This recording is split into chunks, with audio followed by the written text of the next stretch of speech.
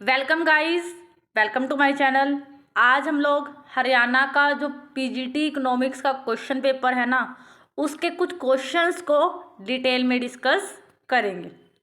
देखिए, हमारे पास जो इसका फर्स्ट क्वेश्चन है उसमें बोला क्या गया है कि the firm average total cost will be minimum at the output level where, कि फर्म की एवरेज टोटल कॉस्ट कब जो है मिनिमम होगी और उस आउटपुट लेवल पर प्रोडक्शन की क्या सिचुएशन होगी।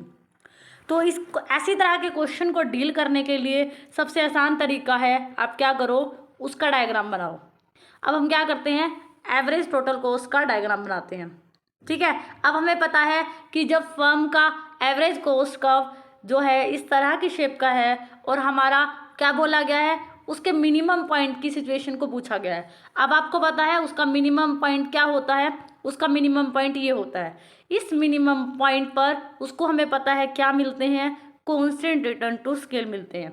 अब हम ये देखते हैं कि क्वेश्चन में तो बोल दिया कि एवरेज टोटल कॉस्ट के मिनिमम पॉइंट पर आउटपुट के साथ कौन सी सिचुएशन इनमें से करेक्ट बैठती है। अब हम स्टेटमेंट को पढ़ते हैं कि इस मिनिमम पॉइंट पर the firm just begin to diminishing returns to a variable factor.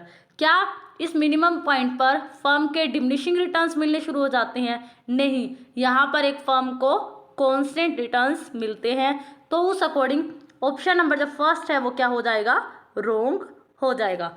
अगला ऑप्शन है मार्जिनल कॉस्ट यहाँ पर मिनिमम होती है। अब आप देखिए, अगर हम मार्जिनल कॉस्ट को भी बनाते हैं तो यहाँ पर क्या मार्जिनल कॉस्ट मिनिमम होती है? यहाँ पर तो मार्जिनल कॉस्ट इंक्रीजिंग रेट से ऊपर की तरफ जा रही है।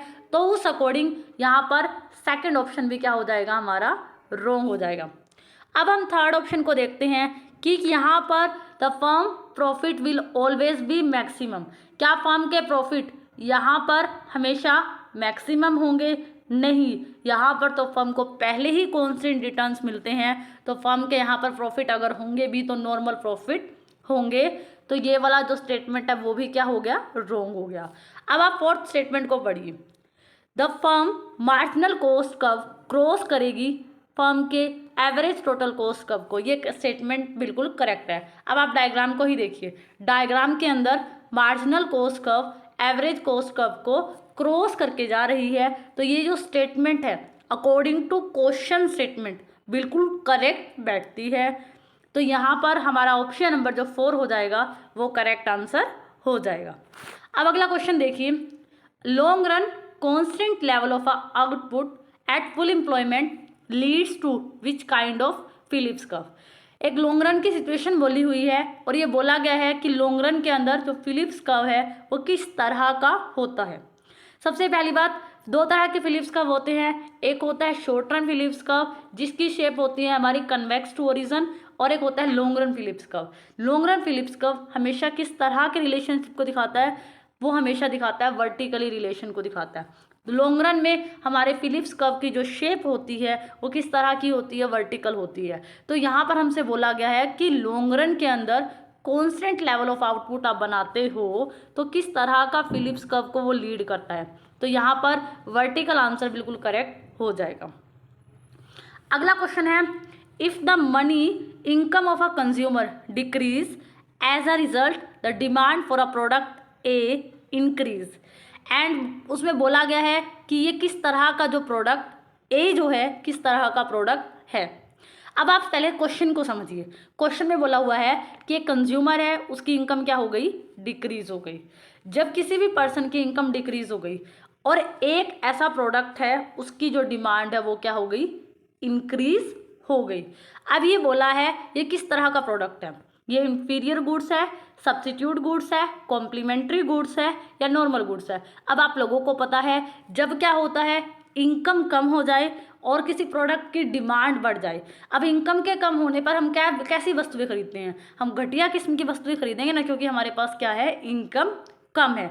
तो उस अकॉर्डिंग जब आपके पास इनकम कम है, आपको अपनी नीड्स को सेटिस्फाई करने के लिए जो आप जिस तरह की गुड्स खरीदते हो तो उन गुड्स को बोलते हैं इंफीरियर गुड्स। तो यहाँ पर option number A inferior goods क्या हो जाएगा, राइट आंसर हो जाएगा।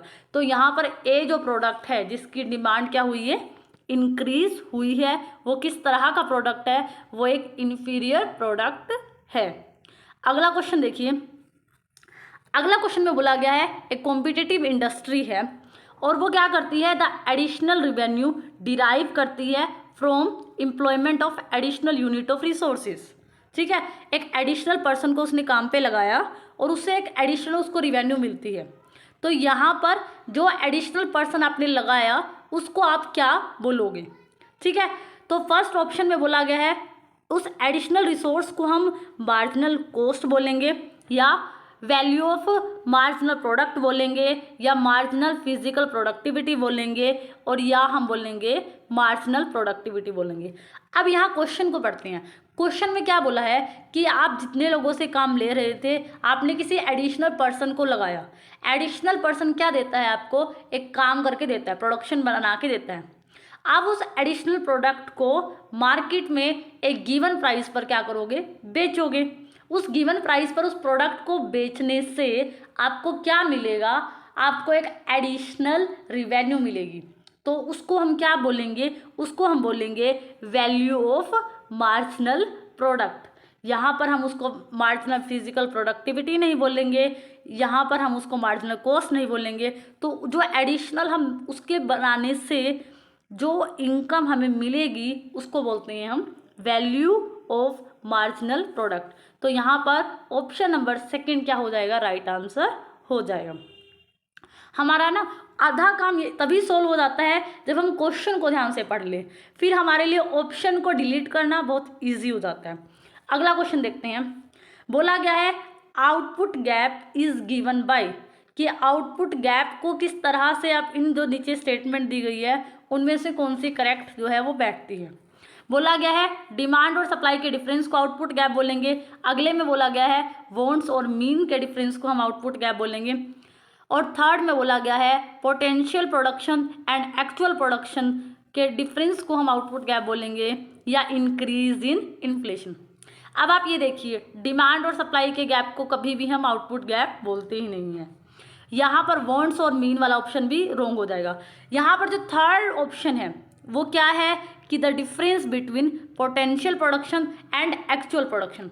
अब पोटेंशियल प्रोडक्शन कितना है, जैसे एक पर्सन के अंदर क्या होता है, बहुत सारा पोटेंशियल होता है ना, कि हम कहते हैं ना कि ये पर्सन ये काम कर सकता है। उसी तरह से प्रोडक्शन में भी क्या होता है, एक पोटेंशियल प्रोडक्शन होता है कि जितना आप कर सकते हो। मान लो एक कंपनी है ए, वो क्या है 500 यूनिट्स बना सकती थी, तो ये उसका क्या हो गया, पोटेंशियल प्रोडक्शन हो गया। लेकिन उसने क्या किया, उसने 200 गुड्स ही बनाई, तो ये हो गया उसका एक्चुअल प्रोडक्शन।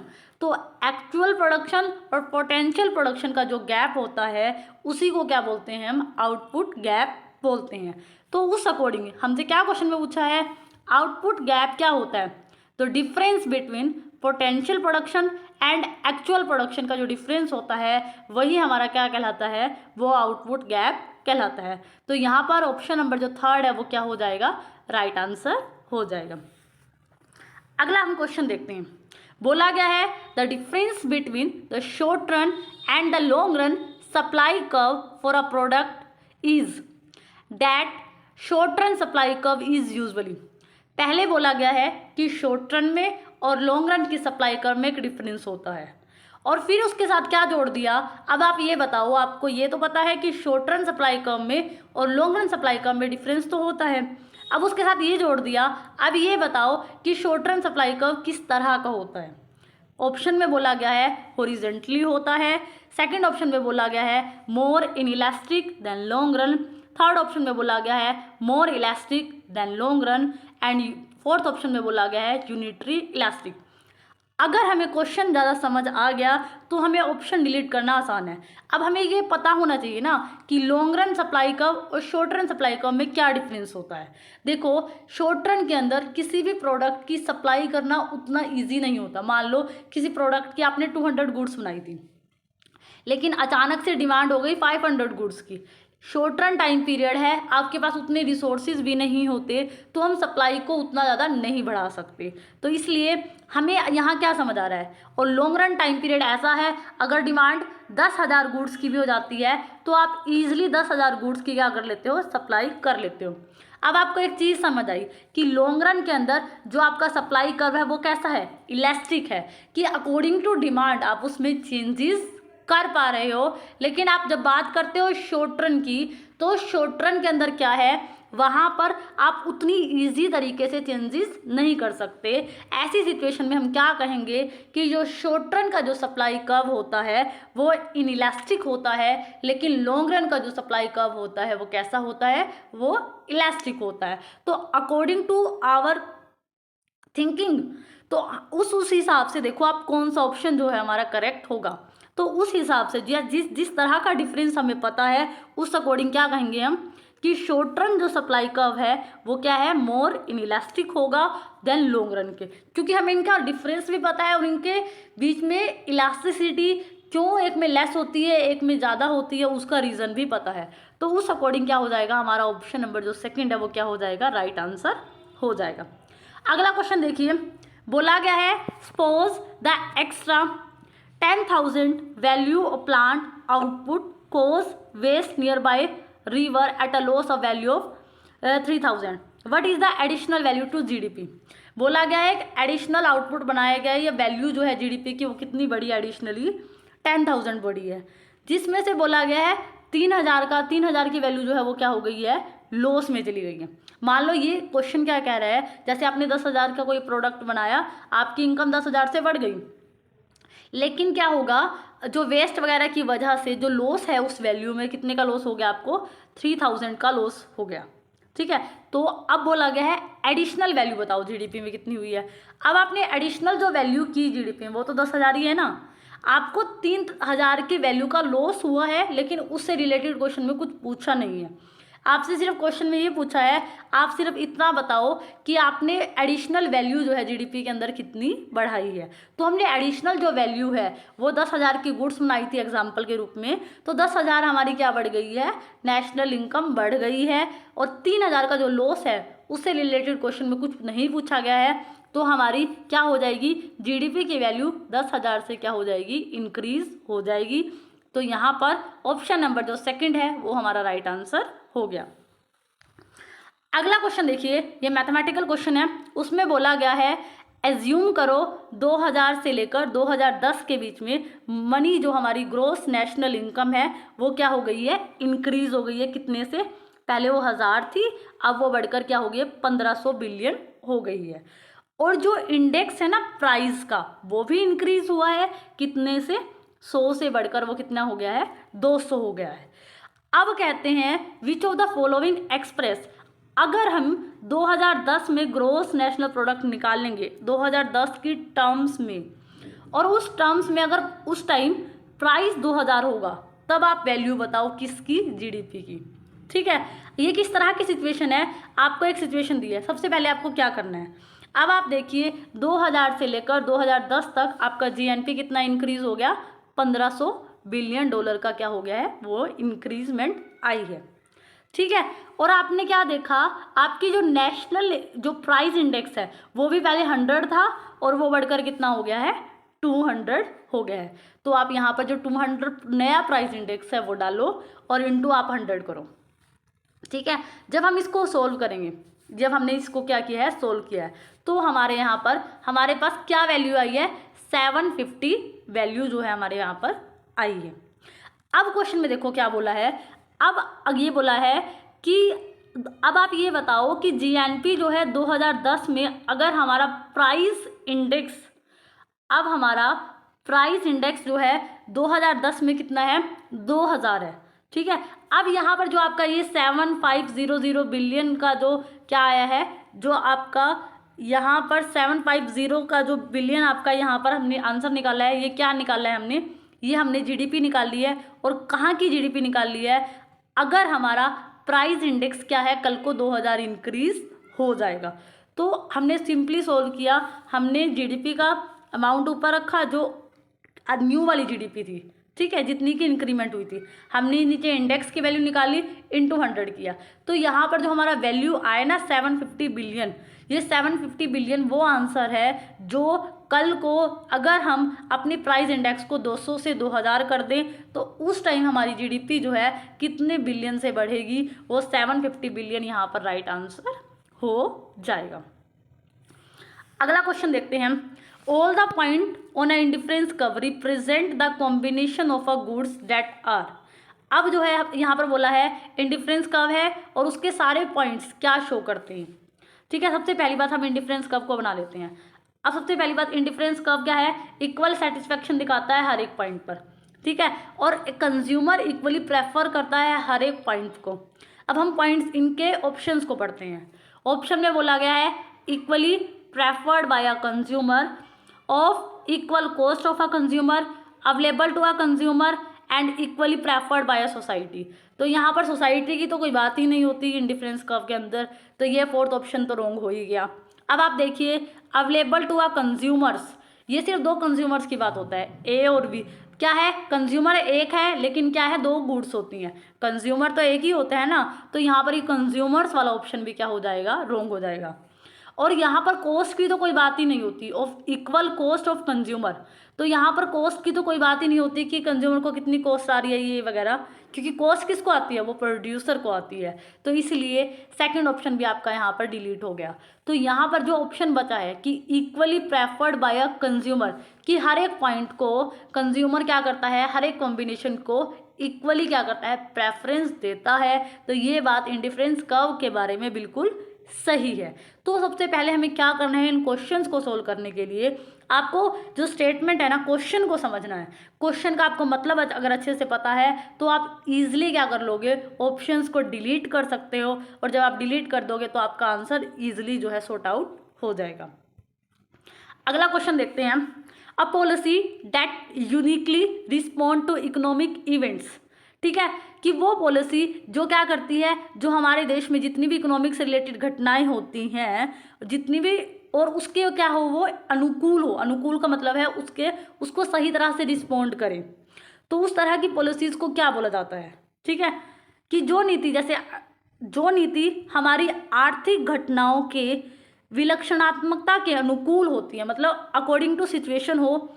जैसे हमारी अगर इकोनॉमी में क्या है, पॉवर्टी की एक सिचुएशन है, तो अगर गवर्नमेंट कल को पॉलिसी लेके आए, पॉवर्टी को ही रिमूव करने के लिए पॉलिसी लेकर आए, क्वेश्चन इस तरह से है कि policy that uniquely respond to economic event, कि पॉलिसी ऐसी हो वो उस इकोनॉमिक इवेंट के अकॉर्डिंग हो, उस सिचुएशन के अकॉर्डिंग हो। मान लो हमारी इकोनॉमी में है पॉवर्टी, लेकिन गवर्नमेंट क्या लेके आए, कोई और पॉपुलेशन से रिलेटेड कोई पॉलिसी लेके आए, तो वहाँ पर वो प्रॉब्लम सॉल्व नहीं होगी। तो क्वेश्चन यही है कि अगर आपकी पॉलिसी आपकी इकोनॉमिक इवेंट से मिलती जुलती हो या उस सिचुएशन को सोल्व करती हो, तो उस पॉलिसी को आप कॉन्ट्रैक्शनरी पॉलिसी बोलोगे, या फिक्स पॉलिसी बोलोगे, या डिस्क्रेशनरी पॉलिसी बोलते हो, या एक्सपेंशनरी पॉलिसी बोलते हो।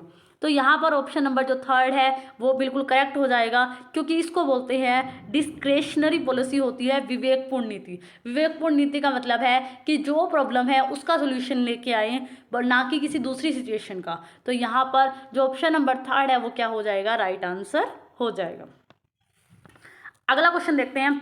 अगले क्वेश्चन में बोला गया है in which of the following ones are a real variable, इनमें से कौन सा एक जो है रियल वेरिएबल है, कौन कौन से वास्तविक चर हैं। प्राइस वो तो एक नॉमिनल फैक्टर है, रेट ऑफ इन्फ्लेशन ये भी नॉमिनल वेरिएबल है, तो इनमें से कौन सा बचा, एम्प्लॉयमेंट यहाँ पर क्या हो जाएगा, एक रियल वेरिएबल हो जाएगा। अगला क्वेश्चन देखते हैं। The short run is a time period of insufficient length for a firm to change in, कि शॉर्ट रन एक ऐसा टाइम पीरियड है जिसमें अगर फर्म क्या करती है, इनमें से किस चीज़ की लेंथ में चेंज करना, उसके लिए इनएफिशिएंसी को लेकर आएगा। अब हमसे एक ऑप्शन क्या बोला गया, क्वेश्चन ये है कि शॉर्ट रन टाइम पीरियड में अगर फर्म इनमें से जो ऑप्शन है नीचे, इनमें से किस में चेंज करेगी, तो उसके लिए क्या आ जाएगी, इनएफिशिएंसी आ जाएगी। अगर वो आउटपुट में चेंज करेगी तो क्या इनएफिशिएंसी आएगी, क्या अमाउंट ऑफ लेबर यूटिलाइजेशन, या प्लांट साइज और हैवी इक्विपमेंट, या प्राइस। अब आपको पता है शॉर्ट टर्म टाइम पीरियड इतना कम होता है कि अगर फर्म अभी उसको डिमांड या सप्लाई का सही से अनुमान भी नहीं है, तो उस सिचुएशन में अगर वो प्लांट के साइज में या और हैवी इक्विपमेंट में शॉर्ट टर्म में ही क्या कर देती है, काफ़ी ज़्यादा चेंजेस करती रहेगी, तो जो है उसके लिए क्या लेके आएगा, वो उस फर्म के लिए इनएफिशिएंसी की जो प्रॉब्लम है वो क्या हो जाएगी, क्रिएट हो जाएगी। क्योंकि शॉर्ट टर्म का टाइम पीरियड इतना कम टाइम पीरियड है कि एक फर्म को समझ भी अभी नहीं आता कि डिमांड सही में इंक्रीज हुई है या वो एक टेम्परेरी डिमांड इंक्रीमेंट हुई है। तो यहाँ पर ऑप्शन नंबर जो थर्ड है वो क्या हो जाएगा, राइट आंसर हो जाएगा। अगले क्वेश्चन में बोला गया है the transaction demand for a money increase when. अब ट्रांजेक्शन डिमांड क्या होती है, सबसे पहले कि जब इनकम के बढ़ने पर क्या होती है, हम लेन देन के उद्देश्य के लिए क्या कर देते हैं, मांग को बढ़ा देते हैं। लेन देन क्या है कि आपको डेली रूटीन के जो खर्चे हैं उनको करने के लिए आपको इनकम चाहिए। अब ये कह रहा है transaction demand for money increase कब होगी, कि कब आप लेन देन के उद्देश्यों के लिए मांग को ज़्यादा डिमांड करोगे, जब आपकी जीडीपी नीचे गिर जाएगी, जब आपकी जीडीपी बढ़ जाएगी, जब इंटरेस्ट रेट फॉल करेगा, या जब पेमेंट एक्सपेक्टेड टू इंक्रीज। तो यहाँ पर देखिए सबसे बड़ा फंडा क्या है, जैसे ही किसी भी इकोनॉमी में जीडीपी बढ़ेगी या वहाँ पर ज़्यादा गुड्स और सर्विसेज को बनाया जाएगा, तो वो लोग क्या करेंगे, लोग भी क्या करेंगे, इनकम क्या करेंगे, वो भी क्या करेंगे, जब जीडीपी बढ़ेगी ना तभी क्या करेंगे, ट्रांजैक्शन डिमांड फॉर मनी को भी ऑटोमेटिकली इंक्रीज कर देंगे। जीडीपी बढ़ने का मतलब है ज़्यादा से ज़्यादा इकोनॉमी में गुड्स और सर्विसेज बनी है, और जितनी ज़्यादा गुड्स और सर्विसेज बनेंगी उतनी ज़्यादा उनको खरीदने के लिए इनकम की डिमांड होगी। और कौन सी इनकम की डिमांड इंक्रीज होगी, ट्रांजैक्शन डिमांड फॉर मनी जो है वो क्या होगी, इंक्रीज हो जाएगी। तो उस अकॉर्डिंग यहाँ पर ऑप्शन नंबर जो सेकंड है कि जीडीपी जो है वो क्या करेगी, इंक्रीज करेगी, करेक्ट हो जाएगा। अगला क्वेश्चन देखिए the difference between extensive and intensive economic growth is a same difference between the growth rate of dash. अब हमसे बोला गया है कि जो डिफरेंस किसके बीच में होता है, एक्सटेंसिव और इंटेंसिव इकोनॉमिक ग्रोथ के बीच में जो डिफरेंस होता है, उसी तरह का डिफरेंस किसी नीचे वाली स्टेटमेंट में किसी एक के बीच में भी वही जो डिफरेंस है वो होता है। अब इस तरह के क्वेश्चन को डील करने का सबसे आसान तरीका है कि क्वेश्चन में जो वर्डिंग दी गई है उसका आपको मतलब पता होना चाहिए। अब क्वेश्चन में हमें क्या बोला कि एक्सटेंसिव और इंटेंसिव में जो डिफरेंस है उसी तरह का डिफरेंस ग्रोथ रेट किन्हीं दो ग्रोथ रेट में है, वो नीचे बताओ किस में है।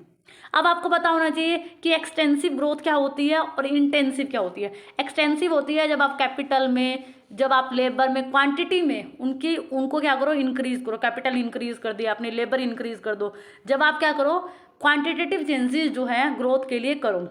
लेकिन इंटेंसिव इकोनॉमिक ग्रोथ होती है जब आपकी, जैसे आपने कैपिटल लगाई उसकी प्रोडक्टिविटी बढ़ जाए, लेबर लगाई, लेबर की प्रोडक्टिविटी इंक्रीज हो जाती है, टेक्नोलॉजी है आपके पास, टेक्नोलॉजी आपने लगाई तो वो आपकी होगी एक्सटेंसिव।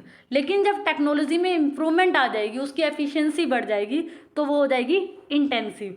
जब क्या है, अब इंटेंसिव और एक्सटेंसिव में जो डिफरेंस है आपको समझ आ गया कि एक्सटेंसिव जब आप क्वांटिटेटिव चेंजेस की बात कर रहे हो, और इंटेंसिव इकोनॉमिक ग्रोथ की जब आप प्रोडक्टिविटी, प्रोडक्शन या क्वालिटेटिव चेंजेस जो हैं उनकी बात कर रहे हो। अब यहाँ पर जो डिफरेंस एक्सटेंसिव ग्रोथ में और इंटेंसिव ग्रोथ में होता है वही सेम डिफरेंस हम कहते हैं ना टोटल जीडीपी और पर कैपिटल जीडीपी के अंदर होता है। तो यहाँ पर ऑप्शन नंबर जो फर्स्ट है वो क्या हो जाएगा, करेक्ट हो जाएगा।